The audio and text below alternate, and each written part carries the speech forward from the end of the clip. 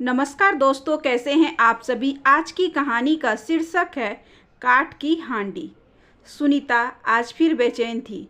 रह रहकर बरसों पहले की कसैली यादें उसके जेहन में नागफनी के कांटों सी चुभ रही थी। कितना कुछ था मन में जो घुट रहा था। ऐसा लग रहा था कि गहरे समंदर के भीतर फंस गई हो। हाथ पैर मारने का कोई लाभ नहीं हो रहा था। अंतहीन पीड़ा, अनंत मानसिक वेदना। उठकर फ्रिज से निकाल ठंडे पानी को गट-गट करके पी गई, मानो हृदय में उठ रही अग्नि को शांत कर देना चाहती हो। बिस्तर पर लेट सोने का उपक्रम करने लगी, लेकिन नींद वो तो आंखों से कोसों दूर थी। क्रोध, दुख और क्षोभ के भावों की बारी बारी से मस्तिष्क में पुनरावृत्ति हो रही थी।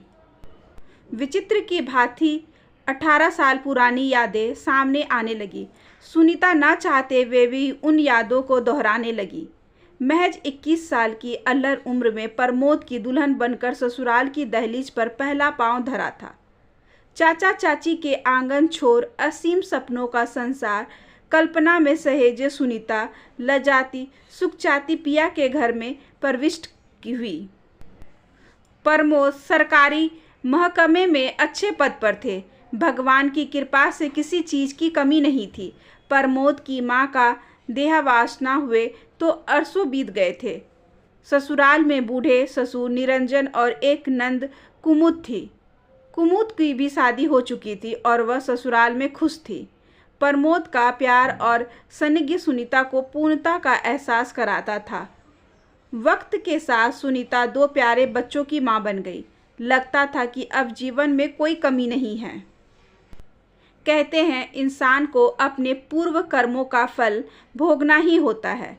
शायद इसलिए एक दिन पता चला कि प्रमोद को कैंसर हो गया है। ज़्यादा समय नहीं है। सुनीता को विश्वास नहीं हो रहा था। बेटा 4 साल का था और बेटी सिर्फ 1 साल की। सब कुछ हाथ से रेत की मानित फिसलता लग रहा था। समझ नहीं आ रहा था बच्चों को पिता तुल्य ससुर को कैसे संभालेगी। कभी पति को इलाज के लिए ले जाती तो कभी ससुर को ढाढ़स बांधती। इकलौते बेटे को अपने सामने धीरे धीरे जाते देखने से ज़्यादा कष्टकारी कुछ नहीं हो सकता। निरंजन जी के भाग्य में पुत्र की मौत देखनी नहीं लिखी थी। रात को सोए तो सुबह उठे ही नहीं। सुनीता की आखिरी आस भी टूट गई। पिता की खबर सुन कुमुद परिवार सहित विलाप करती आ गई। न जाने क्यों कुमुद का व्यवहार सुनीता को कुछ अजीब लगा। शायद छठी इंद्री भी सक्रियता के कारण। अब प्रमोद की स्थिति दिन ब दिन गिरती जा रही थी। अस्पताल में भर्ती करवा दिया। कुमुद ज़्यादा से ज़्यादा समय खुद प्रमोद के साथ रहती। सुनीता को अस्पताल नहीं जाने देती। पति के अंतिम समय में सुनीता उनके साथ रहना चाहती थी, लेकिन उसकी एक न चलती। उस दिन सुनीता घर में अकेली थी। तभी प्रमोद के सहकर्मी और परम मित्र राकेश आए और उन्होंने जो भी कुछ बताया उसे सुन सुनीता के पैरों तले से जमीन खिसक गई। बच्चों का भविष्य अंधकार में दिखने लगा था। कुमुद के पति विनोद ने प्रमोद के दफ्तर जा फंड आदि के सब कागज तैयार करवा उन पर धोखे से प्रमोद के हस्ताक्षर करवा लिए थे। प्रमोद के बाद अब सारा पैसा कुमुद को मिलने वाला था। अब विनोद प्रमोद के बाद आश्रित को मिलने वाला नौकरी भी कुमुद को दिलवाने वाला था। सारी षड्यंत्र से अनभिज्ञ सुनीता, जिन्हें हमदर्द समझ रही थी, वह आस्तीन के सांप निकले। सुनीता, तुम्हारी सहमति के बिना मैं कुछ नहीं कर सकता। तुम एक प्रार्थना पत्र लिखकर दे दो, बाकी मैं संभाल लूँगा। सुनीता को आज राकेश देवदूत से दिख रहे थे, जो निस्वार्थ भाव से उसकी मदद करना चाहते थे। राकेश ने प्रार्थना पत्र लगा, कार्यवाही रुकवा दी। कुमुद और विनोद ने घर आकर बहुत हंगामा किया। सुनीता चुपचाप उनके तानों को सुनती सोच रही थी कि क्या सच में पैसे और नौकरी के लिए कोई बहन अपने मासूम भतीजे भतीजी के मुंह का निवाला छीन सकती है। कुमुद, अब इस घर में तुम्हारे लिए कोई जगह नहीं है। अपना सामान समेटो और निकल जाओ यहाँ से। प्रमोद के जाने के बाद भी कोई नया नाटक रचने यहाँ मत आना।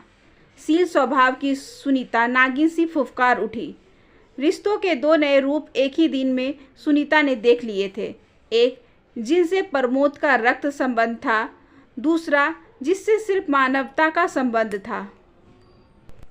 प्रमोद की मृत्यु के बाद जब अपनों ने साथ छोड़ा, तब राकेश ने उसके परिवार को सहारा दिया।